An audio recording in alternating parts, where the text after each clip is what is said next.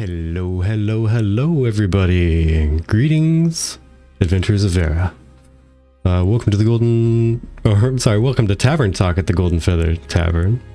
Sorry, this new format's it's throwing me off already. It's only the second week. My goodness. Either way, we are Vertec and Chibi, keepers of this fine establishment, and Golden Feather Tavern is open to all travelers to come share their thoughts on the inner workings of Vera over a nice tankard of ale, mead, hot chocolate, or any other delicious beverage of choice. So raise your glass, pull up a chair, and we delve into tonight's discussions together. So today is the 17th of January 2024. We are on episode 2, Summoner, PVE In Ashes, and MMO Experiences. Phoebe, what do we have on tap today? Well, we are going to be talking about Summoner, and we're going to be talking about some PvE topics within Ashes of Creation, as well as some MMO experiences from across the tavern, I guess. Ooh. So, yeah. I would just like to also remind everybody that this is a more casual roundtable discussion. If you would like to participate in the voice chat with us, we do have our general VC open. If a topic interests you, please, by all means, hop on into general and we'll pull you down, especially for those of you that are patrons and regulars of the tavern. Aside from that, I would just like to remind you, if you enjoy our show at any point in time,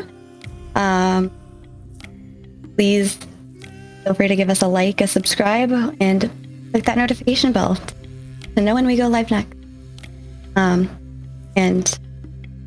It looks like you responded to somebody, so the bot didn't respond. I was just going to say, what's going on, bot? Are you slacking just because it was a reply?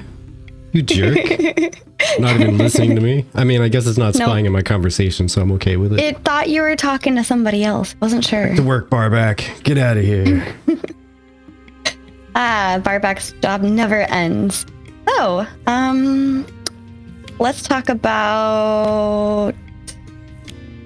What do you want to talk about? Well, I guess you're down here for me.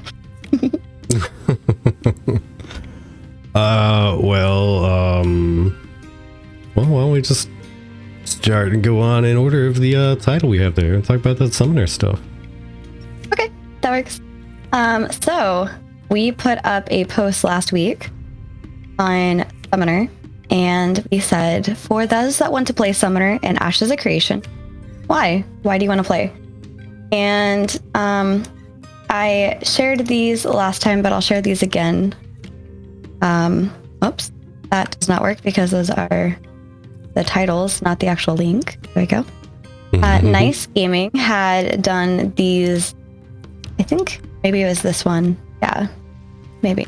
Hold on, let me double check. May not be Nice's. Nope, it's insert floppy. Nice Gaming had done a request asking people what class they wanted to see the most in the new year. And a lot of you said Summoner. And similarly, Insert Floppy had asked people what would be your main archetype. And part 1 was Mage, and part 2 was Summoner. So there's a lot of people that are very interested in Summoner, either as a primary or maybe as a secondary.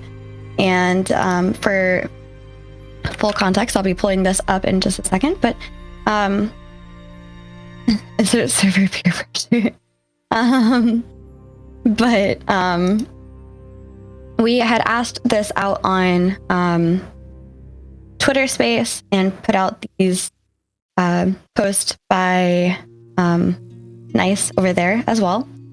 And Matt says, Necromancer is my favorite fantasy. It's always cast as a dark magic that corrupts, but in the hands of a good person. No one needs to face the darkness but the Necromancer. I like that. I like that. With sufficient control, you can control the dark arts without them controlling you. That's a direct quote from Palpatine. It may or may not have worked out well for him. Just saying. That's fair. That's fair. Nexus, I believe Zara, says, I must raise the dead necromancer experience. There's 2 people that want necromancer. Yeah, you know what? I'll be honest. Like, I don't know a lot of people that are talking about specific summoner-based classes without mentioning necromancer. Fair. Pretty much everybody is all about that necromantic lifestyle. Yeah. Let's see. What else? We have Veil Mistwarden, who says they want the skeleton army, right? Evil! Veil Mistwarden says, I want to know if Ashes Summoner is using their monster coin mechanics and the summoner plays as the pet. Interesting. That would be kind of neat. Yeah. You actually... Necro's core fantasy trope. And I love them so much. Aw. yeah. I mean, it's true. It's true. It is a big one that's in so many different games for a valid reason. It's one of those mystical arts that isn't even remotely possible in this real life place. But right. You know, it's one of those, like, either be the dark and mysterious emo edgelord, or you can be the failed medic type person that tries to just save everybody and ends up going a step too far and does crazy stuff. The crazy scientist, all of the above. There's so many different variants of just bringing back the dead. Like, the ultimate power over life is bringing back the dead. Mad Hatter says, dude, Conjure and Brood Warden gonna be dope. Taffy says, true, Beastmaster, I could throw my cat at someone. Just for reference, he laughed so loud I heard him from my room, so. Yeah, I had to lean away from the mic on that one. I didn't want to blast any earballs. But Mad Hatter is like, what you gonna get with Brood Warden? One giant monster that's just straight tanks? Like, see, you know what? I would love to see what it's like to be a summoner tank. Like, if you could just get some brutal, like, tank-like summons and legitimately be an off-tank without risk of yourself dying, how nifty is that? Like, just hanging out on one side of a dungeon, like, staring across a gigantic room at the boss with your pet battling it, going, go! Go, Tiny, get him! Get him! You would have a tanky pet named Tiny. That's funny. Wouldn't. I wonder how much summoners will have active abilities, or if it more so just summons all the goons. With this sacred treasure, I summon Vertec. Roar. But yeah, the monster coin mechanics, we haven't heard too much about it, so that'd be interesting to see if that plays in with the summoner at all. Yeah, you know, and that's what was on my brain before you read another comment, and then I lost it, and it escaped my brain for what I thought was forever, but it's back. Well, now it's back. So, to talk about that for a minute, how neat would that be if you could summon, and then you just set up like, hey, oh, is that a real question? We're gonna have to talk about that, sir. Yeah, oh. Yeah, it is.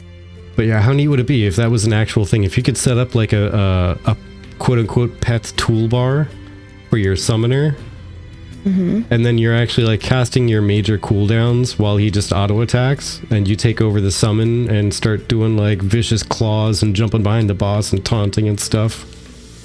That would be a crazy dynamic type of class, I think. Like, your body just goes into auto and you take over the monster you just summoned. That would be amazing. Yeah. I'm late. I had pizza eat. That's okay. Welcome in, Basil. I hope it had pineapple. I hope you're a pineapple pizza number. I hope it had basil on it. Basil. Kind of like Eyes of the Beast. Yeah, I could see that. Ice Cream Knight says, it's a very unique class that's either done really well or really poorly, and I think people are very curious to see which way it's going to go. Pineapple. I wish I had pineapple. I love pineapple and bacon on pizza. And bacon, like together? That I haven't tried. I'm gonna have to now. haven't tried that. The closest is when we'd get the Hawaiian pies with like the ham and pineapple, and we would add the chicken and bacon and peppers. Yeah. Imagine it being like Druid and D&D, and you're doing your beast shift or whatever it's called. Can't stand sweet and unsavory food. Fair. I'm going to bring you gifts of delicious candied bacon if ever we meet. Reese Helen says, I don't know yet in terms of the summoner. Ezekiel King says, so I am probably going to be a cleric for my primary, but with summoner secondary, you'll get to be a shaman. I like shamans. I love me some Ezekiel King. We need to get him on at some point, but he has a much different time schedule than we do, so. Yeah. Totem power! Absolutely. I am definitely going to try doing all of the cleric primary X secondaries just to see what I can get. But yeah, so excited for that. And then Soren says, personally, it's because I feel like very little games get summoner right. A summoner should be 90% focused around the summons and 10% the summoner. Ashes seems to be taking this approach, so I'm excited as it seems akin to Final Fantasy XI summoner, which is amazing. Okay. And you played Final Fantasy XI. Did you play summoner? I did not. I was just kind of smiling and nodding, like I'll take your word for it. Okay. Smile and nod, boys. Smile and nod. I played Final Fantasy XI. I remember when it came out because I was absolutely amped about it. It was the greatest thing known to man at the time, and I tried to play it for like 2 months, and I got so tired of running around everywhere and it taking me literally 20 minutes to go from quest to the location where I would do the quest action, and then I'll have to run back that 20 minutes, and then the next quest takes me right back there again. So I've just spent literally an hour and a half doing one quest. It gave me 10% of my experience bar at level like 10. Taffy says, how about those grind lobbies? Also, as a reminder, if anybody wants to come on up into the chat and chat about Summoner with us personally and talk about some of the things you like, feel free. But Tango says, I am most excited about Fighter and Mage, and runner-up is Ranger. Nice.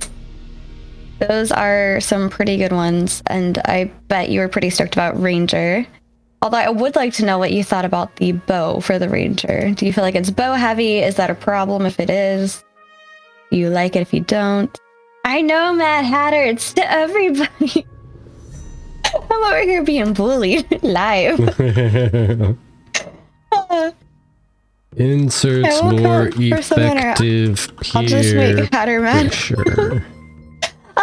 Mohawk, thank you so much. 12 months, happy 1 year, and enjoy your brand new badge. You have a new badge. Thank you so much, Mohawk. Much appreciated. Thank you for coming around. Thank you for hanging out. Thank you for being you.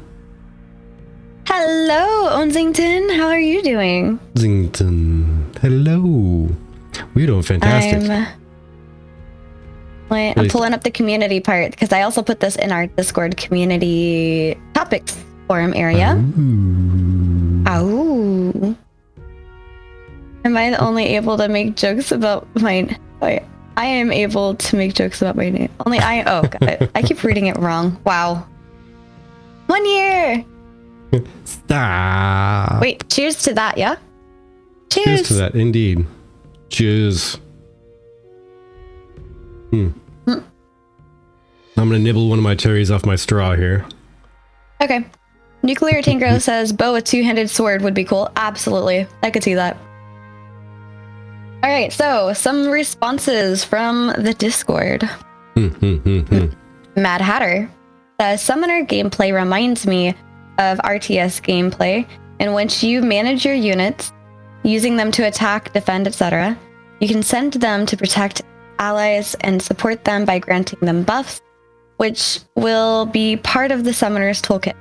And with Ash's Artisan system touching every aspect of class, by the way of gear, they also went farther than what I expected them to, and are intending for the animal husbandry artisans to be able to customize summons. Ooh, I actually didn't know that.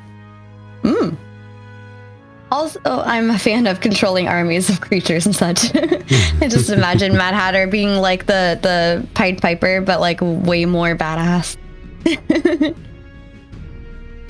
Oh my gosh. Mohawk. Just Pied Piper with just a bunch of like undead ghoulies coming out as a little necromancer. Yeah. What if Summoner Hunter can summon plants? Oh, that would be cool. Ooh, summon Swamp Thing out of the middle of the forest. Yeah, I can see something like that. Oozing out of the ground. And Chaffee giving us a different viewpoint. As someone not excited to play Summoner, here's what I hope for. I don't think Summoners should be more than a few summons simultaneously. Imagine an entire party of Summoners, and what kind of PvP nightmare would occur? If they get more than a couple at a time, please let them not be viewable or desummon them in towns. Anyone has ever played ARPGs, especially Diablo 2, you'd understand my pain. Just getting a ton of little battle pets running around like crazy. Yeah, just little skitter scatters all over the place. Yeah. Also, I'm going to be a dwarf, so it'll be hard to see. That's true. You are in the Dune hold. That's fair. Can't click NPCs, right? Too many of them. I hope to see a pet bar where pets have 2 to 3 major abilities based on the type of summon. Oh, that'd be cool. Kind of like with Ranger or in WoW. Yeah, like the little pet classes in WoW. Yeah, exactly. Like even the DK, they would get a little pet bar that would pop up. I really like what Basil just said. I hope if summons are strong that the summoner is weaker. Yeah, I think the way it's supposed to work really is that summoners are expected to be summoning. Therefore, that is considered part of their power that is balanced against other classes. So if they don't summon, they don't get necessarily, they as the player don't get weaker, they just don't summon. There you go. There's your there's your summoner ranger summon right there. Little I am Groot poodlery. But yeah, I think that's how it's supposed to end up being, is like the summoner, the person is going to stay the same power, but if they don't summon something, then they're not like at all what they should be as far as balance goes. That's fair. Mad Hatter ended up responding to Chaffee, saying summoners start with 3 and either get more or less summons depending on their secondary archetype, while also sacrificing damage for more summons. I'm also excited for those group siege summons that I think will act like mini bosses or defend, like how the defender will have NPCs that'll act like their mini bosses. What are you giggling at? Rosington, Summoner's ultimate ability. 4 of them get together to give you jury duty. Oh no! The ultimate punishment. It is. Demonology Warlock has a decent representation of Summoner's abilities, enhancing the summons. That's a fair point. Fair enough. Being able to siphon also mana, if you need to, from a summon. Imagine you get run up by mobs, die, and it says you got killed by someone and you never saw them, i.e. just the Shadowmancer. I'm trying to find the quote on their power level, because I know Steven's talked about it a couple times, and I can't remember specifically what he says. Yeah. I think my favorite thing about Summoner, and this is something that we talked about in the Discord, by the way. If you don't know, we do hang out in our Discord a lot. And one of my favorite things that we talked about in Discord recently was that Summoner is going to have the ability to take over almost basically all 3 types, support, DPS, and tanking. And it all depends on what you're mixing it with. And I think that's really unique. And it's not necessarily going to be viable. Like, I don't think a summoner bard or a summoner cleric is going to be able to overtake a bard primary or a cleric primary, just like a X something tank is not going to be able to out tank a tank X something, or especially a tank. But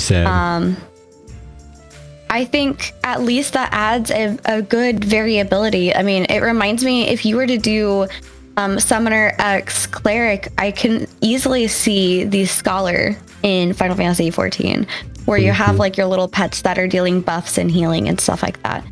So I could also see maybe a Summoner X Bard happening to have like an area of effect of some sort of buff within, if you're around this creature, that allows the summoner to kind of stay further away from the rest of the fight. Or, you know, if you're in PvP, stay in the middle of the fight, away from the rest of the people trying to like eat you. I am the tank. Me tank. Oh no, Mad Hatter, it's over 9,000. It's not going to be the best, but something to fill the role. Yeah. I saw the game. I think I saw that from Game of Thrones. Yeah. What Mad Hatter was saying. Chaffee says, when the tank summon dies and everyone starts to look around the room. Who's gonna take now? So it was already out of the room. They knew beforehand that the thing was gonna die. Hello, Nemesis. Welcome in. How are you? What if summoners can't do direct damage themselves besides auto attacks? I kind of like that, because that's the whole idea of nerfing the summoner, so that the summon is the one doing more of the damage. Summoner removed like the crossbow, rip. Oh no. Yeah, okay, so just because I've been looking for like the past couple minutes for this just to make sure. Yeah, I've been chit-chatting, sorry. So this is kind of the quote and everything in context here. Summoner summons are not the same as combat pets. Summoner's summons will add to the summoner's power when they are summoned, unlike combat pets, which take a portion of the player's power. The summoner archetype does not have that portion of power taken away when they summon their pet. That's part of their power, which is their summon. But yeah, if they don't have something summoned, they are playing at a disadvantage. I can see that. So if you want to help take out a summoner quick, knock out their summon. That just immediately cuts down a portion of their power directly. Ooh, TM. Can we just call summoners summons and bully them in chat? Wow, rude. That's terrible. But they have siege ballistas. Oh my gosh. They do. That's funny. But they need to get a gaggle of them together to make it work. What about you, Vertec? Is there anything with Summoner that you're potentially looking forward to? Summoner tank and take Summoner. There's a few combinations, like I want to be tank / and all of them. I want to try all 8 of those. But there's a few... I wonder what the Summoner as a secondary is going to do for tank. And that's what I'm really wondering, because they haven't released any of the quote-unquote like schools, like complete schools of what augments exist for all the classes, right? So there's a lot of mystery there. And I really want to see what specifically tank Bard, tank Mage, and tank Summoner do. I mean, tank Rogue, I'm imagining it's going to be like a lot of dodge tank type stuff. But he will summon a copy of himself and can main tank and off tank. Hey, I like that. Dodge tank. That's actually not bad. Hi, Keto. How are you? Welcome in.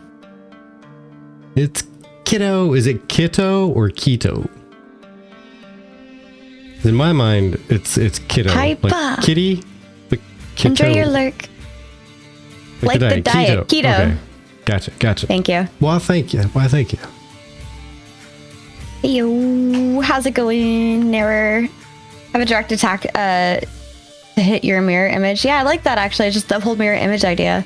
Someone's just a stand from JoJo.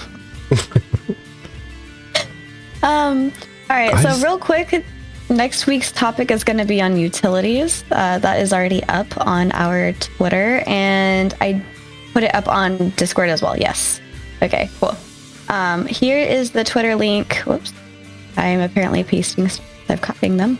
Here's the Twitter link, but if you would like our Discord as well, just join the Discord and make sure you grab the topic for, I believe it was community completionist, if you want to see all of the things. I'm going through to refine the community section, but there's a lot of sections to do different types of topics and chit chats on. So really enjoying that.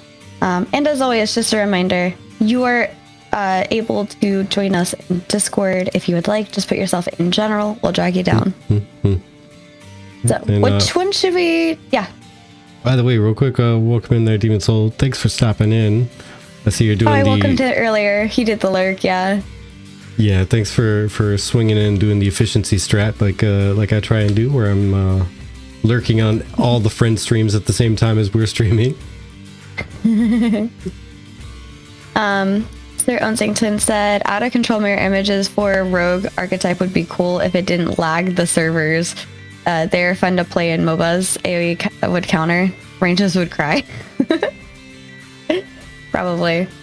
And I was going to ask you, did you want to talk about MMO experiences next or PVE experiences for Ashes?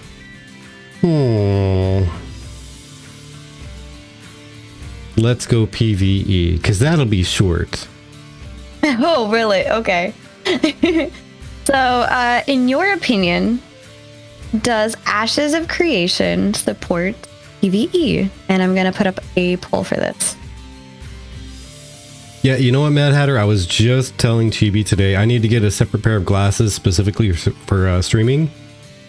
Because these have the blue light protection. And so they glow insanely bright when any kind of light is reflected off of them. It's insane. Regular glasses, not this much reflection. It's crazy. But, in my opinion, does Ashes support PvE? Yes. Support? Do you think that Ashes supports PvE? No. Like in terms of equal balance or things like that? No. Do I think that PvE exists? Yes, because you have to populate the world with something besides players. And most of it can be slain, and most of it can be hunted for quests. So it exists. Do I think it's supported? Like, is there a system that depends on PvE? No. Nothing except for gathering items to crafted gear. That's it. Cyborg tech like that. Yeah, cyborg tech. I really think, like, whether the design intent was there or not, the way it is currently being stated is this is a PvP game that they had to sprinkle in some PvE in order to fill in the blanks, is how it really feels like it ended up. Definition of support would be things that are centered around PvE. Like there are, let's look at this for instance, there is instanced PvP. On purpose, like as a core, like everything PvP has an instance to it almost, except for open world. And open world isn't even a core feature of the game necessarily. There's all the node sieges, there's castle sieges, there's arenas, there's going to be potentially the PvE tournaments for becoming a leader of a military node. There's going to be other events. Yeah, there's some open world events like the caravan and whatnot. So I mean, there's some open world stuff, but the huge giant events and the real drivers of the entire game are all instanced PvP. The instanced PvE are going to be story PvE. It's all going to be based on and required by story. That's the reason it's instant, so that people can actually experience the story and call it a day there.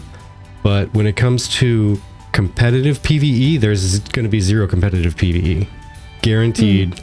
The way it's currently designed, there's going to be zero competitive PvE. Because it's all going to need to be supported by PvP. So PvP players can support PvE, but Ashes of Creation, the game, does not really support PvE. It lets it exist. But PvP players will need to support PvE, or else PvE will not exist in any kind of like competitive or really like pushing the borders, pushing the edges kind of way. All right. Some things that the chat has said so far while you're talking is, does it support PvE? I think 90% of gameplay will be PvE for most players. I think, what about the 20% instant content, says Nuclear Tango. And Matt Harris says, I'm going into Ashes going for PvE, knowing I'm going to die to PvP. Same. Aberrat says, you cannot progress your node without doing PvE. Artifacts will benefit your node. Lots of important reasons to PvE. I was literally just typing a response to that real quick. So before you grab the next one, okay. So you cannot progress your node without doing PvE. Artifacts will benefit your node, etc., etc. That doesn't mean that Ashes of Creation supports PvE, because that's the big opinion in question. There it doesn't mean Ashes of Creation supports PvE. That means PvE supports Ashes of Creation nodes. But you could just as easily say that PvP supports it, because if you become strong and powerful and dominating in PvP, you can just run through a raid or dungeon or whatever, destroy everybody there. And if you're strong enough to destroy everybody there, you're also strong enough to destroy the raid bosses by just clearing right through it. But that's not a PvE experience. That's a PvP experience that mows down PvE content along the way. I can see that. Hello, Chaffee. Welcome in.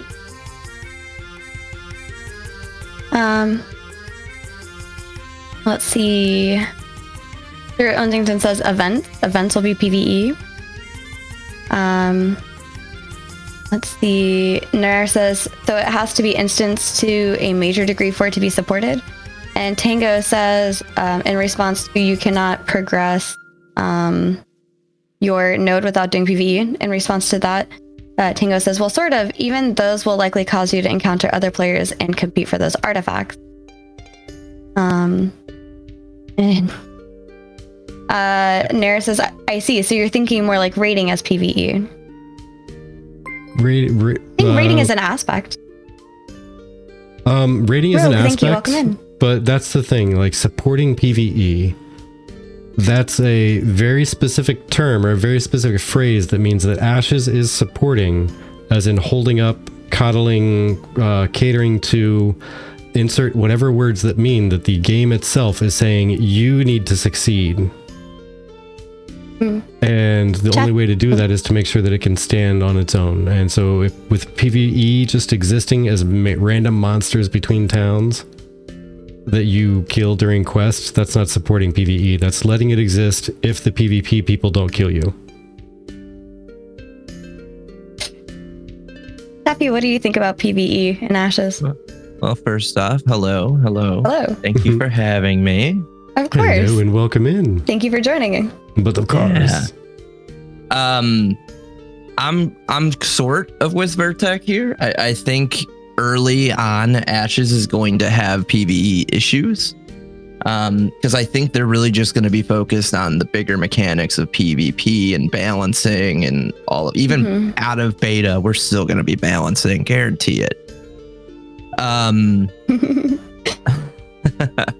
But I think long term they will have to put PvE in the game to get people excited for expansions. If it's a successful MMO, to get them to come back and want to play, they're going to need something more than just, oh, come back and do more PvP. Like they're going to, I also feel like Steven will want people to get into the lore and the story of it. So, but if they just release story content that's super easy to beat, that's not really going to be what people want either, I think, for expansions. Yeah. And okay, so here's a response from Nuclear Tango out there. It's a PvX game. The PvE is important and supported because PvE provides reason for meaningful PvP. But does it though? If you removed PvE from the game, you could still gain experience from PvP. You could still war for territory in PvP. You could still farm to make food, to make consumables. You could still knock down trees to, and these are life skills, by the way, not PvE. You could still knock down trees to build taverns or freeholds or whatever. No nodes, no caravans. What do you mean? Like no nodes, no caravans. That's all life skill stuff. Nodes exist because somebody earned experience in the area. That's it. You can earn experience from so many things. You're doing life skills, doing PvP. You could erase PvP from the game, and nobody. Wait, you can get. Sorry, I don't mean to interrupt. You can get XP from doing PvP. Yeah, Yeah, Steven said you could level the entire way from 1 to whatever the max level is by just doing PvP. But that's the thing, you don't need the high tier loot. But yeah, you can just the buy high tier it. loot. Sorry, go ahead. I was just saying you can just, from what Nuclear was going off with, I was just going to say you can buy it from someone. You don't need to do it. I get where you're coming from. Yeah, like if you were to erase PvE from the game, nobody would notice unless you told them you removed it. That's the thing. Think about it. If you were to remove everything PvE from Ashes of Creation, nobody would know that it's missing unless you told them it used to be there. If you were to remove PvP from the game, it would feel like something totally different, and things like node sieges and such like that would be absolutely broken. It would be a different game. It would not be Ashes of Creation anymore. Couple of things from the chat. First off, hey, Dr. Burns, welcome in. You came in. I kind of picked a hot topic. I'm sorry. Basil says, I feel like competitive PvE brings a big crowd, but without instance raid and dungeons, it can't really have that, in my opinion. And then to your comment about being able to level just by doing PvP, she's like, shh, don't tell people that. I don't need people to try and PvP me while I level. Or to level while I pick on flowers. Hello, Gandalf Shalom. Welcome in. Nemesis says, I think, to be honest, the paranoia is getting on you for PvP. It's like saying any PvPer is going to kill anyone on sight. And I can assure you that not every PvPer is that type of person. Hell, we are willing to get paid by you guys to fight the gankers. Fair. I mean, that's Nemesis. A fair point. Yeah, Nemesis, just so you know my position, like, I'm not paranoid of the PvP, like, I'm not against the PvP, and I'm not frightened that we're gonna be, like, murder hoboed. I'm just, I'm waiting to see, and I'm waiting to test it out and see how it feels, but I'm just kind of predicting that PvE is going to be absolutely the neglected stepchild, like, the runt of the litter that people just go, oh yeah, and he's cute too, but let's get back to the pretty one. And it's going to be absolutely neglected, and the only reason it's going to exist is because yes, we were talking about Ashes. Of the high level gear, and that's it. I'm not the danger. Rogue? I am the danger, says Matt Adam. Rogue says, but isn't PvE literally player versus environment? So if there were no NPCs or mobs in the world, it would literally solely be a PvP game and be pretty empty. And then Nuclear says, yes, with no activities to support the PvP. So I guess it comes down to, what do you value as a PvE player? Do you value more so the systems of, going out and going into raids and dungeons, or do you value most of the setup because going out and killing mobs for a quest, is that considered PvE, right? But see, no matter how you define it, every statement that everybody has made that talks about but PvE is necessary, every one of them says that PvE supports PvP. But the original question was, do you think Ashes supports PvE? It Did doesn't you play support Lineage PvE. PvE just exists, and it supports PvP. And did either of you play Lineage 2? No. Negative. We've not played Lineage 2. Feel free to share any of your experiences, though. Love to hear that. You're making dinner. All right. I think both systems support each other, making it the PvX game they are trying for. Yes, they support PvE to enhance the PvP. What are they doing to support PvE? So in experience, what I can speak on is another PvX game, and that PvX game is ArcAge, and I can say if they treat Ashes the same way ArcAge, the creators of ArcAge treated their game, I don't think it's going to go well, because what we ended up finding out in ArcAge was when we got max level, it had instance dungeons. At max level, you couldn't even do the dungeons. You had to glitch them in order to finish them. And a lot of people quit the game when that sort of thing happened. So I think you need a balance of both. I get where Vertex coming off as, like, where it's not like there's no, like, you're not running weeklies for tomes or anything, like, to get gear. Like, there's no systems in place for having I mean, let's be real. Probably when we all get endgame 250 hours down the line into Ashes, we're all going to be doing PvP. We're not going to touch PvE until new content drops. Yeah. Yeah. I mean, and that's the thing. I think that's where maybe some confusion is happening in chat. I don't know. Maybe I'm the one that's confused. I don't know. But I see that the game doesn't support PvE. The game has PvE that exists to support PvP. So it's like, it's handing stuff out there and making it exist so that it can enhance PvP, is what it is. And it can give PvP a goal. Because dungeons and raids, it drops materials. That's the only thing. It's not like, okay, well, let's give you an instanced area and let's give you multiple tiers of PvP or PvE complication and difficulty, etc. But you can absolutely crawl up in difficulty if you have somebody PvP oriented there to defend you while you do the PvE content. I might have something that might change your mind. Yeah. So please do. Yeah. So I think one of the things they've talked about was, and I'm new, so correct me if I'm wrong, but we're gonna kind of have choices while we quest. And for a majority of those story arcs, depending on in a server who gets the most, like 30% did this choice, 50% did this choice. As you make that choice, it changes the whole story arc according to Ashes, I believe, right? Like it starts changing the world and kind of the events that you get and stuff. Yeah. I think. Could be wrong, but I thought. So that's kind of, that's a PvE event. I think for me, and I have a little bit of a different opinion from Vertec. Obviously, I don't think that open raiding and dealing with PvP is all that constructive towards PvE. That's just my opinion. The reason why I say that is because as a PvPer, you are focused not only on the raid boss now, but also trying not to die from the PvPers. And it's like, I don't know how I'm gonna like that. Just thinking about it, I don't like the idea in general, just because I have struggled to fight a boss in the first place. And to add on to that while you're trying to learn a boss is just, I don't know, chaos in my head. But, I'm open to seeing how it works out actually in Ashes and if that changes my mind at all. But the other part is I see things like the event system and just the story arcs as PvE, in my opinion. I know that you have to go through and do quests and things like that to continue these story arcs, and that involves going out and fighting mobs and things like that. So to me, that speaks to the PvE aspect, but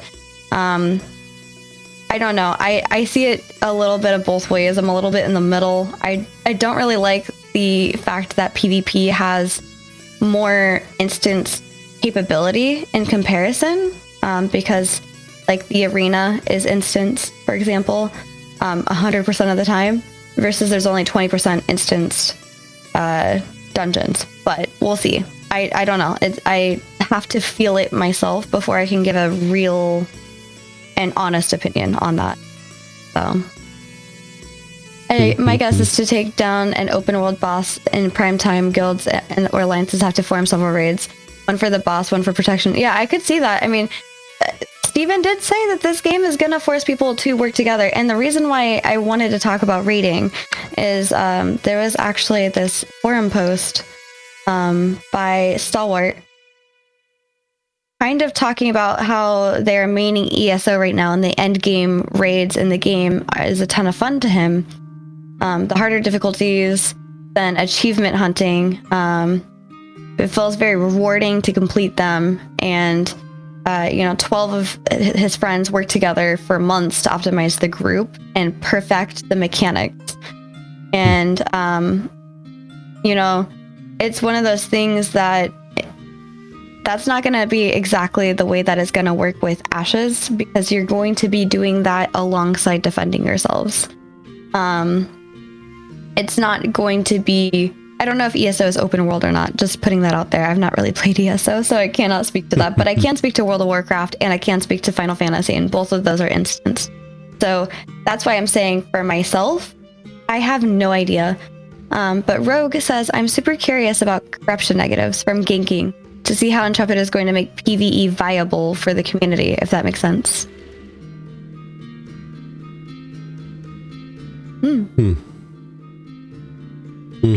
Yeah, I feel like the corruption system's always going to be this balance that like is going back and forth with the community. Like some people are going to love when it's one way, you know, other people are going to hate that it's that way, and it's going to go back and forth.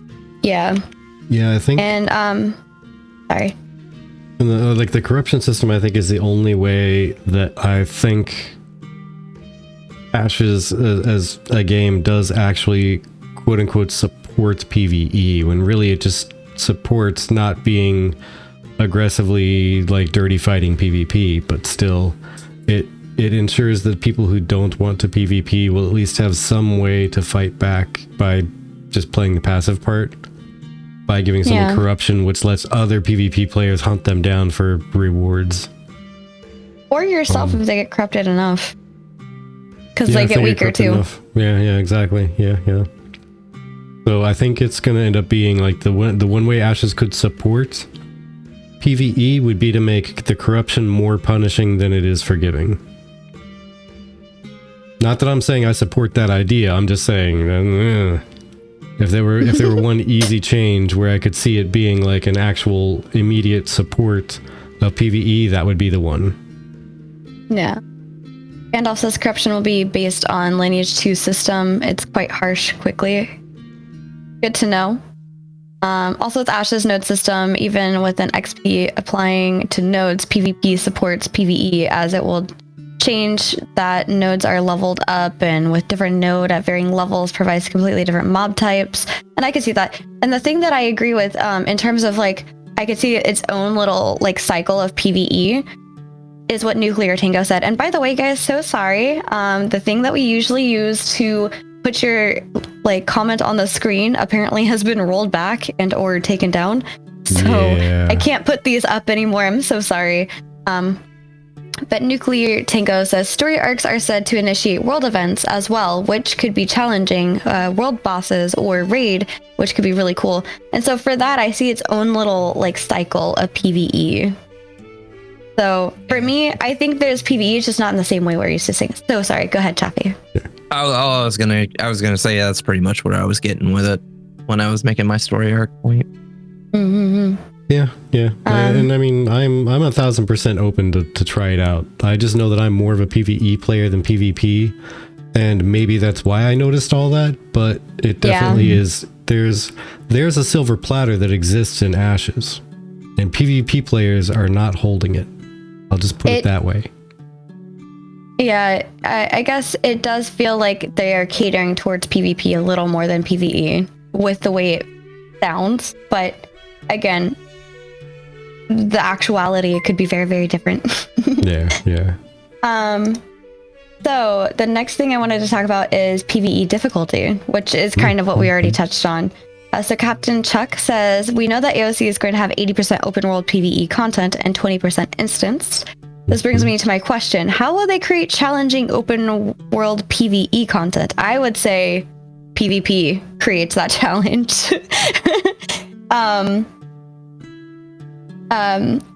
We've seen Arcade try this before, but the content itself changed into PvP content due to the fact that the difficulty stemmed from PvP aspect of it and not from the PvP content itself. This is why I'm worried about PvE content in Ashes of Creation, as I feel like Steven and his pursuit for social interaction won't be willing to sacrifice some of it in exchange for creating challenging PvE content. There's more for you to look at. This is actually from September of 2020, and I just thought this is a really good point that like I could see as a viewpoint that I wanted to bring forward. So, yeah. Any thoughts on that? I have a feeling, and Ashes and Era kind of touched on it there, is that I think the PvE is going to be not very challenging And I think that I wish the story content that is going to be instanced will be challenging, where I have multiple tiers of challenge, but I have a feeling that that's also not going to be. I really hope it follows the same thing where you can do it multiple times just like the non-instanced, and that it will scale up depending on how well you clear the instance. And the one thing I was really excited by is the scaling feature that Steven was talking about in the PvE, like dungeons and raids, where depending on how well you clear, not how fast, but how well. Sorry. Uh-oh. Sir Unsington. This PvE is so challenging because every time I go to pick the golden rare flower to bring back to Steve, I get shanked by a rogue or blown up by a mage. Exactly. But yeah, the scaling in the story content too would actually be pretty amazing, because I was blown away by the thought of being able to go through and effectively clear an instance, be it a dungeon or a raid, well enough in both execution, avoidance, time, whatever the metrics are that are used, clear it better and have the challenge increase as we go through. That was so exciting. And then shortly after was like, oh yeah, and by the way, only 20% of content is going to be instanced. That kind of crushed me, because yeah, can you really have difficult content when it's every man for himself? Do you have any thoughts on that, Taffy? Just speculation. I just kind of hope that the 20% is going to be worth my time. That's fair. Yeah. I mean, I know it's mandatory for the storyline, but that's about it. Yeah, I mean, there's plenty of games that put their end game raids and stuff behind cutscenes and more stories, so I can hope, I can dream. Colwood. This was such a meaningful dungeon, said the ranger whose corpse was kicked for the 100th time as the Zerg passed by. Yeah. Oh, man. Yeah. We will have to see, but Steven did say back in June, PvP is an equitable component of the game. Remember, we are a PvX game, which means we emphasize both PvE quest lines and story modes and content, as well as PvP. And I do get that, but it's hard if you're constantly being zerged by somebody who's also trying to do the same dungeons. What that kind of says to me, though, is that we emphasize roleplay and murder. Like, there's no PvE, like going out and defeating the dragon, because we emphasize both PvE quest lines and story modes and content, whatever end content means, as well as PvP. But the PvP has like arenas, like 4v4, 8v8, 20 versus 20. Like, they have so many different crazy modes and a whole lot of instance stuff. And they've got the castle sieges, the node sieges, the caravans, the everything. Like, there's a wide rainbow of plethora of things. So, I mean, you are correct, though, the Nuclear. You have to wait and see what happens. But I definitely would be pushing also with that, is how hard do you want PvE content to be with the XP deficit in the game? Like, for me, the golden PvE game is Final Fantasy, because I've been in 12-hour clear parties before I've completed one single, like, do you want that? Do you want 20% XP to you every time you go to PvE? Right. And Nuclear, no, you're 1000% correct, by the way. Sorry to interrupt there, Chibi, but just to put this out there, I don't say that to be negative about role players at all in any way, shape, or form. I want it to be an important part too. I don't partake in the active role play as much, but I love to watch it. I love to see it. I love it for it to exist. But the only reason I was saying that was that it's two completely opposite sides of the spectrum. The PvP that is full tilt, like, slay everybody, like, get really nitty gritty, and you're all about killing people. And then there's the role play, which is about like enjoying the experience, like role playing your part and whatnot. But the PvE, the going out, getting 20 people to fight a monster, that part is severely lacking so far. Okay, so first, real quick, let me jump in. So, does XP depth matter when you hit max level? Yes, it does. It may level you down to the beginning of that max level in terms of XP depth, but it will not actually make you lose the level. Second thing, Nuclear Tango, thank you. You said what I was thinking. You said the quiet part out loud. That says, I said this in y'all's stream a bit ago, but I think XP debt should be omitted from raid bosses.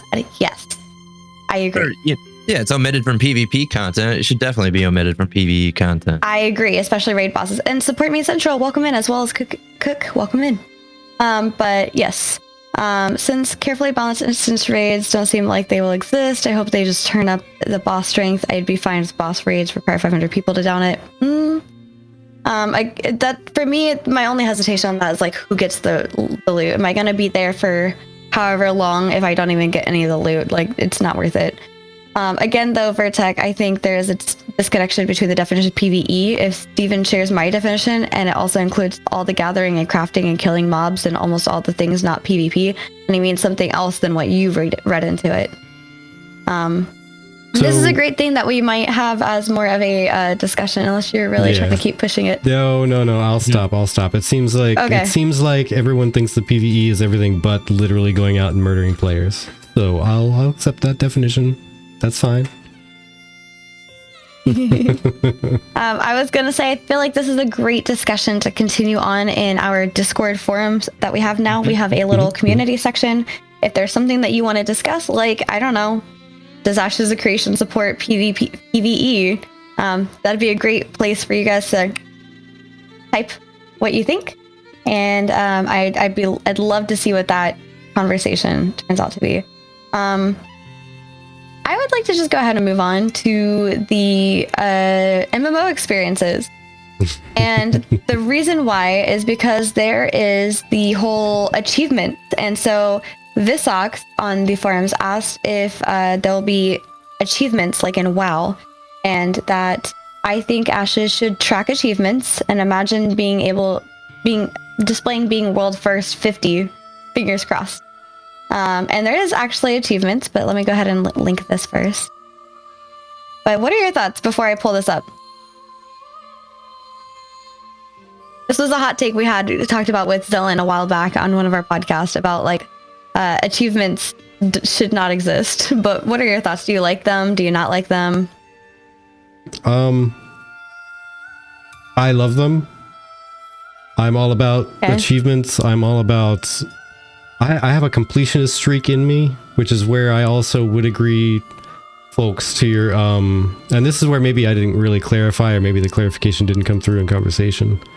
But the main topic that we were discussing with the PvE thing was literally supporting PvE raiders in Ashes was the actual name of the post that we were discussing, which is why I went down that approach. But yeah, the completionist in me is like, that's my number two. Like, I need to get everything. I need to find all the stuff. I need to achieve everything. If there is an achievement to obtain, I need to try to do it. If I can't do it, I'm going to be really sad. I'm going to be accepting of it, but I'm going to stare at it like a puppy in my achievement log every day for the rest of my gaming time. Okay. And it's going to make me sad, and I'm going to say, next month, man, next month, I'm going to do it. No, Nuclear. It may have just been me, because I did say, is Ashes supportive of PvE? I did say it that way, so that was my fault. Well, that was the starter topic, and then I swapped into the raid stuff. But Chaffee, what do you think about achievements? I think I pushed that back towards kind of what I said earlier with other systems, where achievements in my head would be, I mean, I've got a lot of friends that when they're longtime MMO players, especially a game like WoW, it's been out 20 years. I still have friends today that get on that game and pull up the achievements tab and try to figure out something to do. Like, I think that's what it is. When you don't have a group, you're not PvPing, you're just stuck in a town, crafting doesn't really fit your boat, that achievement tab is like so important to you. It's really nice, because then it gives you a reason to do something. But before I give my opinion, Goldwood says, I think Steven's philosophy is to put rewarding achievements naturally in the game and not just a journal. I'd be okay with either one, though. And then Nara says, I don't think Ashes is very supportive of great PvE rating in the way WoW or Rift. Yeah, I would say that too. Absolutely.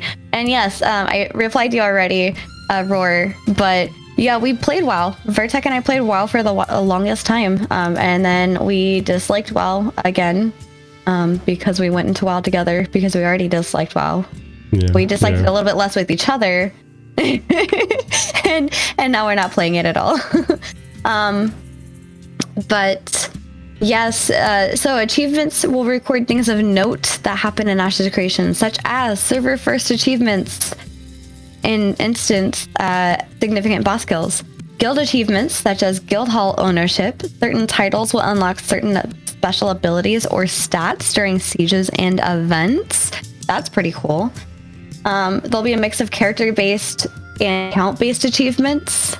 There may be visible items on a character that relate to titles or achievements. I'm imagining the crown, you know, with the queen, the royalty or whatever, the queen or king of the castle. Players will be able to view historical listing of mayors of a node. That's pretty cool. Oh, lots of stuff. And apparently is there gonna be a leaderboard? Leaderboards. Players will be able to opt in to track certain achievements on leaderboards, such as dungeons completed, raids completed, PvP kills, caravans raided, gathering activity, and leaderboards may be seasonal. Would you want I am the best gatherer. I've raided so many caravans, so many. Well, there's actually going to be like social, was it social organization tiers and progression that you can get from raiding caravans. Like you get titles and stuff from it. Mm-hmm. Crazy. Yeah, you see a guy with that title and you're like, all right, let's see how you are. Let's see how you are. Follow you home. I danced the most in the last 3 months. Oh yeah, man, I picked all the best with the buds. I picked all the buds, man. Special abilities thing Steven was talking about was him using an example of someone being rank 1 in a religion in a node and then getting that benefit until someone else becomes rank 1. Ooh, that's really, really cool. I like that actually. Mad Hatter says, if there are achievements, there shouldn't be any that involve it being difficult to attain just because the amount of players on a server, only by RNG or an exploration and experimentation. Sorry. I like the idea after killing the first 3 bosses of a dungeon, the final boss is a door that shuts when the party enters. Ooh, and based on the speed and efficiency you killed the first boss, the last boss is more challenging and high rewards. Actually, yes, Nuclear. I talked about that, like, I want to say a couple of years back, and I know you're trying to get off that topic, so I will make a post on this. How about this? I will create the post if nobody else beats me to it before the end of the but no, I liked that as well. That I think would be very beneficial. I think that alone, without needing any PvP included, would cause the experience of making the game harder for you, PvE harder. Another example, and this is not really an MMO, but this is a TTRPG that Vertec and I tried out, which is Emberwind. And that had AI, but also you had a time limit, and dependent on how many time points that you had, the game got a little bit more difficult, I believe, as you went on, because you started running out of options. Yeah,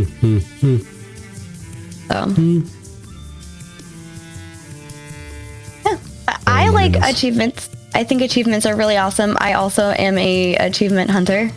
So anybody looking for achievement hunting, party up with me, please. I'll be the cleric. A cleric, maybe not the cleric. I know a lot of you want to play cleric too. So I'm not gonna hog it. But what? Responded Social pressure to get good. Imagine not making it through the locked door and being ridiculed by everyone in Discord. Social pressure to get good the right way. I love it. Oh my gosh. You'll join just for funsies? Are you talking about the chat? Talking about the chat? And a group of 8 might want to have 2 clerics. Yes. Achievement unlocked. Become the monarch of all 5 castles.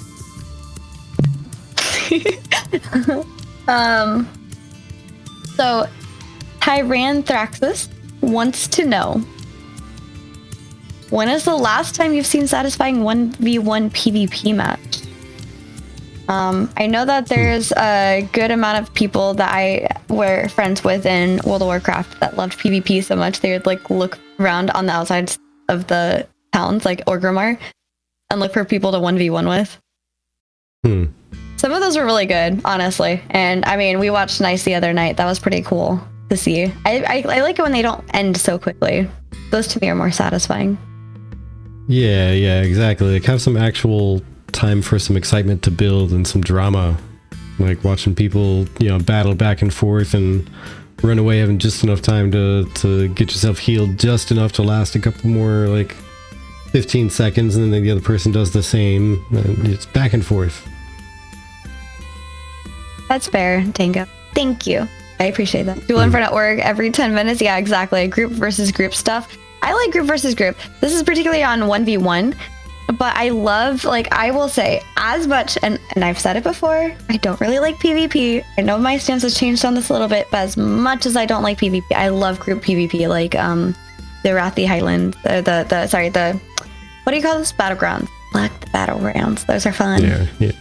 Objective-based PvP. That's what I really like. Taffy, you like PvP? I'm definitely not an arena PvPer. I'd say on both sides, I'm definitely PvE, but I could get behind some group. There's some good group content. Granted, if it doesn't turn into zerging, right? Because then you're going too far. But. Do you think people respect people that are doing PvP? Like, if they see two people PvPing, do you think they'll respect that and let them go, or do you think they'll try to fight it, like get in? Not a chance that they will respect that PvP. Majority. Yes, objective-based PvP. That's my favorite. Objective is Tumak. Say it again. Objective-based PvP. So technically, yeah, all of the PvE content is objective-based PvP. Vertex back. Yep. Oh my gosh. No. No. Yeah, the last time I've seen what I would call a satisfying 1v1 was watching a friend of mine in WoW play the I'm trying to remember what kind of hunter he was. I know he had the pet out, so it wasn't what marksman, I think, is the one that just doesn't care about the pet. But somebody was stop being a Debbie Downer. Mad Hatter, I'm sorry. There was the reference. I didn't make it. I just connected the dots. Yeah, I think it was either way. It was the pet based one, Beastmaster. I think it was. I forget the name of it. Either way, it was a hunter that relied on their pet, and it was a disciplined priest. And they were fighting for, I swear to Bob, it took like 10 minutes, but it started off with just them going, "Hey, you want a 1v1? Yeah, sure, let's do it." And it was so hardcore back and forth. It was insane. Ended up gathering a crowd standing right in front of Undercity. Forever. But you know what? Sorry, my brain. It just kind of made a couple of connections. So, Gandalf says 2 purples in the woods looks like free loot to me, right? So, like, imagine you are trying to 1v1 your friend. And in general, you're already purple because you're already fighting each other. So that means if a group decides to come through and grief you, you literally get no, like, corruption privileges from that, if you will.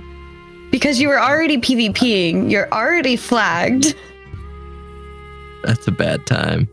Womp, oh my gosh. I think I just saw either a loophole in the corruption system or people that are going to be way more vulnerable than just people out there gathering. Just don't fight your friends. It's fine. Just don't fight your friends. Make love, not war. Come on. What I will say with this post, what I'm hoping will be worth my time and what I hope they do is I hope the military nodes let you spectate those tournaments that for mayorship, because I want to watch it so bad. Best of the best is rolling up to that. Big brain nuclear, big brain. Use a duel instead of just trying to flat out 1v1 somebody. Big brain move. But yeah, no, I could see that actually. And I know that we talked in the Discord about it before, but I know arenas are going to be spectatable, but how? How are you going to be able to spectate them? That's what I want to know. Is it going to be like League of Legends where you have like this top-down view and you just see two people fighting? Or is it going to be like... And then the question is, can you have spectating without there being active coaching, like telling somebody what another person's doing from behind behind cover? Not if you have Discord. Yeah, exactly. Yeah. I'm curious. I think all they gotta really do is give it like a 5-minute delay. Like the spectator, you literally Nair don't says see. the exact same thing. Yeah. Why does it feel like I'm spelling that wrong? Spelling what wrong? Roman Colosseum. Oh, I know what you meant. Yeah, it's an issue. That's fair. It's wordsing, but we know the words you're trying to make. We'll pretend they were made no matter what. So let's talk about Sod for a moment. Odd. Ah, dude. Sod. That's the stuff you roll out over top of the old dirt to make it look like new dirt. Sure. AKA Season of Discovery. For the past month, Chicago and a few other people have been playing SOD. Something I have noticed that I would really like to see an Intrepid or Intrepid fix in Ashes is the vast number of GDKPs that run and for the most people really ruin the experience. For anyone that's unaware, a GDKP is when you use game currency, gold in this case, to buy items that drop from raid. Buy this itself is not a terrible system, but what it promotes is it highly promotes RMT trading and makes it almost pointless to farm gold in game. It also takes away a group aspect from the game and any real joy of winning loot with your friends or guild, as you can just buy every item. And Intrepid have taken a hard stance on RMT, saying there'll be no pay to win. I'd love to see what they do to counter bots, as bots running rampant is the fastest way to kill a game, in my opinion. And I think honestly, it comes down to like drop, right? Is it lootable on drop? And do you roll for it? And if you roll for it, you can't trade it. There you go. Sorry. Get a better raid group. Absolutely. Go ahead though. I know we've had our experiences with GDKP Vertec. So GDKP, yeah, highly promotes RMTs. It was made famous, to be honest, by World of Warcraft, because you could go in and just drop $100, buy a bunch of game tokens, get a ton of in-game gold, and walk around like, I just need to get the latest raid gear. I'll give you 100k gold. Let's just go. Take me and I get all the good stuff. I'll buy each piece of awesome gear. And so that made it famous, like the term. It used to be just DKP, dragon kill points. You kill a dragon, you get points. You spend the points to bid on the gear that drops. But with GDKP, you literally it's like a casino. You got to go in and pay money to the dealer to be able to even go along on the trip. But yeah, I'm not a big fan. I can see where everybody in that. I'm sorry. Uh-oh. What it is? Somebody responded to Burns. Burns says, I saw a video from some balding dude about RMT and botting. The creator is really boring though. Oh god. Oh man. I heard that guy uses AI art. That's what I heard. Oh, God. That's what cracks me up. Oh Love lord. it. Oh my Felt God. that one in my soul. Felt that one in my soul. Our heart goes out to the boring balding creator. Is that what we're looking at? The creator's really boring. Boy, Yeah. how dare he? How dare he? But Oh yeah. my gosh. Hi, Veggie. Yeah, I can see where everybody in the equation is coming from. Like, yeah, I'm super powered. Our guild is awesome. We can run people through a dungeon or a raid. We can get everybody that goes with us just a ton of awesome gear, and we don't need it. So just give us money. And then the other person's like, I just have a ton of money because all I do is sit around and craft all day. So I'll just give you some money and you give me some gear, okay? Yeah, and what ended up happening for us as a first-hand account was we were pretty sure this guy went through a GDKP, got some really good gear, and then he ended up in our raid and did not know how to do a single thing. How do you even mess that up with WoW? There's add-ons that literally you cannot fail. And they're free. Yeah, I don't know. I don't mind it for what it's worth if you have the gold in terms of like, I just need a little bit of a carry so that I could start doing this myself. But in terms of I'm gonna just do this to get through the entire game, I don't know. I don't buy that. I call it carry, not GDPK, but like just saying, just getting carried, finding a group that will help carry you. Yeah. I don't hate on the grind there, Mad Hatter. The only part I hate about is the people who come into a game with $100, get a bunch of gold, and buy all the best gear. Yeah. But gear isn't bound anyway in Ashes, so people can literally just buy stuff without going on the raid. Yeah, true. You don't even have to go into the raid. Just get the materials you need to get the better item that you need. You pay for your self-respect. Fair enough, Burns. Fair enough. That one burned. Burns has bespoke. Burns has bespoken. Nick says Ashes will literally have freer market than WoW. People that have never touched a mob in the entire game will, in theory, be able to buy the rarest and most expensive item in the game. Intrepid cannot stop this. They promise to somehow fight against bots in RMT, but that'll remain seen and all the way after till after release. But Chappy, do you have any opinions on GDPK and stuff like that? Yeah, I mean, the first thing you got to think about is, it's like they're saying in chat too, is like that the items are all tradable. There's nothing bound.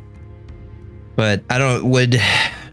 Would Intrepid feel like running someone through a raid or something for money? Would that be against TOS? I don't think so. Stuff like that. I mean, for me, I'm just, they definitely have all these safety nets in place where they're going to try to stop botting. And I think it's going to really come down to is how good the GMs are going to be. Ashes will definitely be one of the few games with GMs, and I think it'll bring them back. I really hope it brings GMs back. I'm actually really curious to know how not having an add-on, as Bo is putting in chat, how not having an add-on is gonna feel. Because let's go back to Classic when Vertic and I were trying to play Classic initially, and I was like, man, I don't know where this quest is. And the first thing I get told, oh, you don't have that add-on? What add-on? I didn't know there's add-ons for this. But I don't know. It's one of those things. I hope it kind of gives you a hint if you want to opt into those, like a little sparkling trail maybe. If you want to opt into those, because I don't know about you, but I've totally spent over an hour trying to figure out where that one person is who's hiding in the corner of that one building. Yeah, I am so torn on the on the add-on thing to a degree. And the reason I say that is that there's been very few times where I've gone into a game and I've been happy about the UI that they have presented without an add-on. Like very, very few times, and usually it's the single player games that I don't play with anybody. But when it comes to MMOs, 9 out of 10 of them, I'm like, I wish I could just adjust this thing or do that, and they don't let me. But if a game were to present a UI that I can adjust exactly how I like, then I'm 1000% for not needing something from outside the game. And then the quest stuff with there's no exclamation points and no arrows and no whatever. I'm okay with all that as long as there's at least a general idea. Like, go and talk to Willie the Lumberjack over in the blah blah forest. Okay, well, give me just a general circle idea. Merp. That would be fine. Yeah, if you gave me like a circle on the mini map to know like this is the general area, that's fine. That's way better than nothing. Yeah. In my opinion, because I would be like running around lost, like, hi, have you seen this NPC? Hi, have you seen this NPC? I'm looking for this NPC. Please help me. Has anybody seen this person? Has anybody seen this person? And, And yeah, by the way, Bochi, yeah, I know they've already said we'll be able to adjust the UI, but will it be in every way that I wants to adjust my UI? Like Oh my color, gosh, Mad size, Hatter. scale. That's it. I'm ending it right now. Yep. Okay, and bye. Go home. Pow. Go home. Can't stay here anymore. I mean, Hatter has pointed out that we've gone for an hour and a half. So. Which, by the way, thank you for that. We're trying to keep the time as down on most streams. We're trying. I'm sorry. I'm We used to sorry. go There's one crazy. thing. There's still one more thing I want to bring up, though. Okay, ready, set, go. This is from the crafting forums within our Discord by the one and only Chaffee. And I figured it was suiting that Chaffee was already in chat with us. So. You sure this is gonna be a quick one? I don't know. I'm not imagining TV in back in DAOC where we didn't have an end-game map of the world. We literally had to learn the world from launch and such. I had a poster of the game hanging on my wall. I would love to have the poster of the game hanging on my wall. I have to edit TV a lot for bespoke into. Oh no. Why? Do I talk too much? I'm sorry. Last night, Loreforge started talking about something that interested me. And it's funny that you bring up Loreforge because that's who we're going to raid over to. Something I never thought about was how the Artisan Showcase showed off weapon crafting and how you could put selective ingredients into an item to make it your own.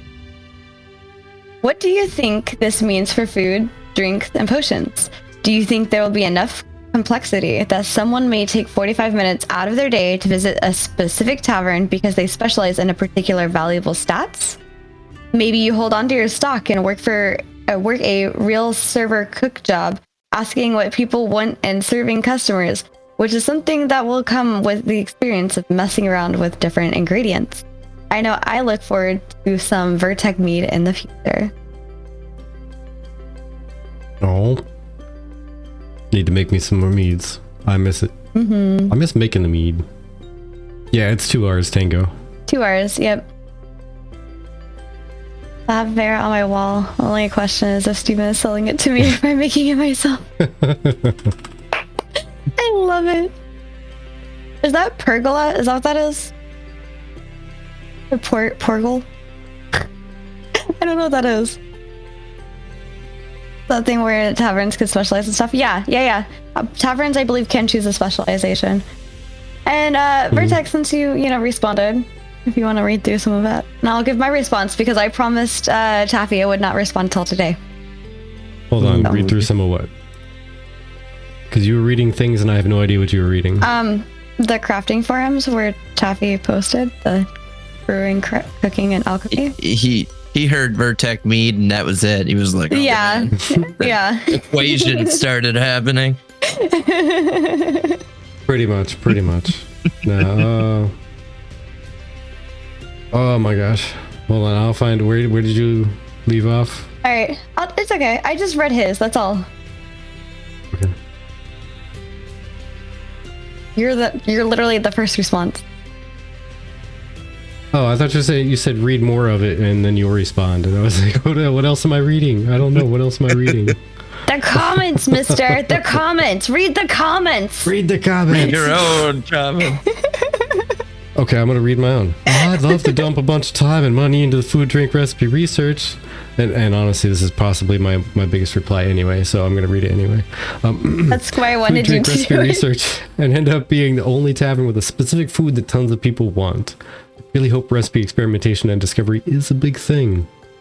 And that's one thing that I've hoped since day one when I saw how much effort Ashes is putting into everything, all the different systems, how like the depth of everything. How, I mean, in most cases, in a good way, how complicated everything is being. With systems reliant on actions and choices. How neat would it be if there is a list of recipes that exist in the world, right?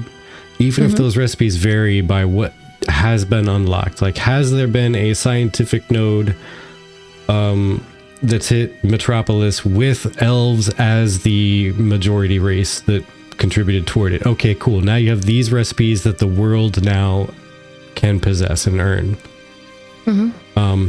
But being able to... I was also thinking along that line, I was also thinking it'd be really cool that it's not like bound to whatever race you are, because like if the node is like primarily Vec, it would be super cool for me to have like Vec recipes. I just love that idea. Yeah, and see that's the thing that I think would be really neat is if the predicate system they talk about, predicate system where when something happens, something else unlocks, etc. If recipes were to occur like that, and you could just discover them by mixing ingredients in a certain way, just experimenting, like wasting your money and time trying things, and you accidentally unlock something, that would be really cool.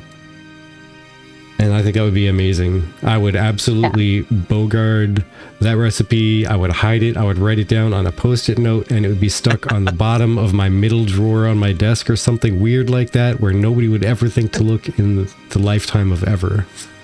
Right. Except for And then now a month we later, know. I would sell the recipe after I've made a bank. Mad Hatter says, can't wait to see the artisan system in play for this particular reason. Hydromancer says, this is a golden idea. I know there was a question once about whether players could create unique recipes. That was shot down. But if it's a template recipe, like the one you mentioned, then I think that idea makes sense. I really like that as well. Yeah. But sorry about the cold start there. I was legitimately lost because I was just enjoying the fact that you were reading it, and I was just replying to stuff. And Okay, you're like, I didn't want to like hog that from you in case you wanted to also read some of them, so I'm trying to be like sharing. oh no, I like. But if you want me response, to, I could totally. You can just chill and I'll totally read everything. I don't mind. I like reading this stuff. It's fine. I love this stuff. You're like, do you want to read the next one? I was like, wait, where exactly is this you're reading? What next one? Where am I? Where are you? What's happening? I don't have it on my screen at all. Where am I? Who's leading? I thought you were leading. I was following you. I totally want that like economic deal with taverns too, right? Oh, so like yeah. walking into your bar and I'm like, well, I mean, I can get this same stuff down at Joe Old's Tavern down the road, and you could be like, well, let me tell you why you shouldn't go there. They don't use real crops to make their mead. Let's just say Vertec and I are planning something really cool with channel points if we can get a tavern in game. Oh yeah. Channel points are gonna be a thing. Just saying. No, Boji, get out. Wedding for a Leave. baby Tolnar. Why would we wed a baby Tolnar to anybody? That's weird. Oh god. Oh my gosh. Anyway, Kazgrim says, I think it would be a neat idea for them to add a Monster Hunter style food system in Monster Hunter's world. The type of food that you use determine the buffs that you got, such as meat giving attack, fish giving defense. I love that. I'm sure that they can implement a system where an herb's potency can be increased depending on the conditions, time it's picked. I love that as well. Or depending on the rarity of the animal and skill of the butcher, you can get some top quality cuts. I love all of that. That's amazing. Great ideas. I love it. Can we also add to that of I wish the food looked like it did in Monster Hunter, because the food always looks so good. Yeah, it does. In Final Fantasy 15. Gandalf, look him in. Yeah. Hey, Yes. thank you, Both of those. Mochi, by the way, for the gift. That's it. I've come up with a new recipe. Discovered And we're a gonna new cheers to that. recipe. Cheers. Cheers. Let's clip it out of context. Stop it. No TB and Vertec out of context. Yeah, sorry, Bochi. It was there. It was an easy jab, and I took it. I'm sorry for being an By the way, opportunist, but it made me laugh. Gandalf, welcome into the Discord. Thank you for coming in. Glad to have you here. But yeah, I honestly, my ending opinion, because I'm sure Chaffee's waiting for this.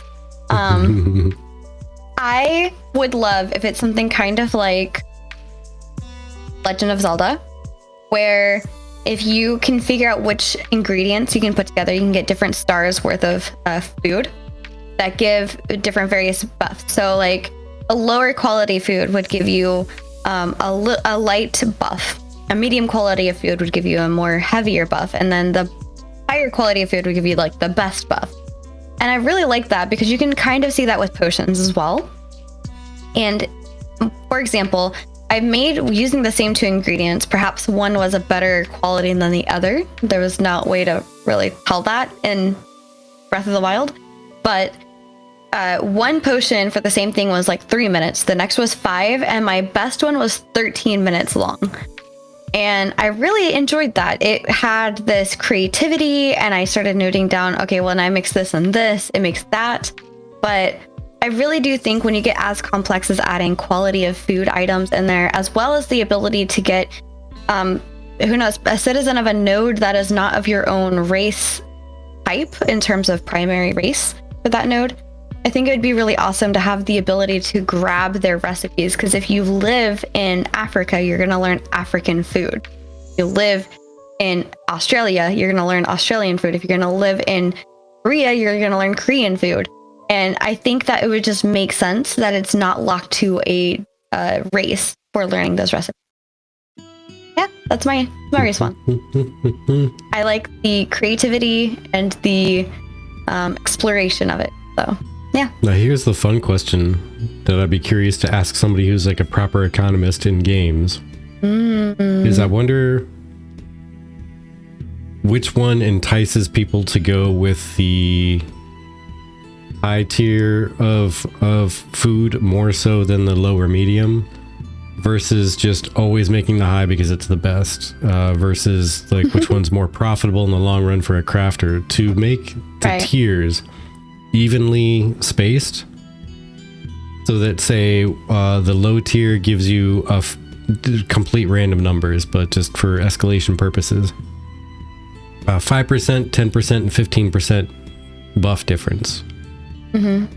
Versus like some games will do it in a different way where they go, okay, so it's 5% and then 8% and then like 9 or 10% for the top tier. It's like it gets smaller, the increase gets smaller as you go up. So most people just say, I'll just get the small one for every day. Screams in lemon grab voice, unacceptable condition. Quality might affect more the time is lost versus the buff it gives. Yeah, I could see that as well. Just realized farmers might be able to grow rare and legendary plants. Yep. I mean, you're gonna need those farmers for better recipe items too. Yeah. Yeah. Let me come up with a theory that might blow some minds. All right. Okay. Okay. I'm ready. Animal husbandry. It's been stated we'll be able to make things that don't exist. Right. Right. What do they taste like? You think they'll drop different meat, different ingredients that don't exist? Oh my gosh, I kind of hope so. Could we just be starting a slaughterhouse? You may have just ruined animal husbandry for some people. Like, oh, all the cute animals and the best mounts, and it's just over here like, I want to make the best meats. And they're like, we've discovered the new horse cow. Oh no! Rude! Wow. Wow. All right, on that note, gee, rude. Any last sentences? Vertec? Oh my goodness. Well, hey, well, you know what? Let's do the guest first. Okay. Do you have Chaffee, any last you words, Chaffee? Anything you'd like to say before you go? No, I think that's all I had was about the slaughterhouse idea, but thanks for having me. You're welcome. You're welcome. Thanks for joining us, actually. And for those who didn't catch it at the beginning or last week, or every time we posted it, just in case you missed it, friends of the tavern who have already established themselves by getting to know us, you are absolutely welcome to join our general voice chat during these Wednesday streams, and we'll let us know and we'll pull you on in to have a chat, just like Chaffee did today. Granted, that does mean that random new people won't be able to just hop on in, but you know, we got to make sure you're not. But we do hang out in our Discord a lot, so if you want to come and hang out with us, so that we can get to know you and get to see like how you talk and stuff like that. We like to pretend we're really friendly, so hopefully we are really friendly. And you have like 2 more seconds before it's my turn. We have 32 more seconds. Either before way, it's my turn. Thank you everybody for stopping in. We love you much. You support us greatly just by contributing to conversation, and you did that, and we appreciate it. Thank you so much. I'm gonna take my turn now. Your turn now.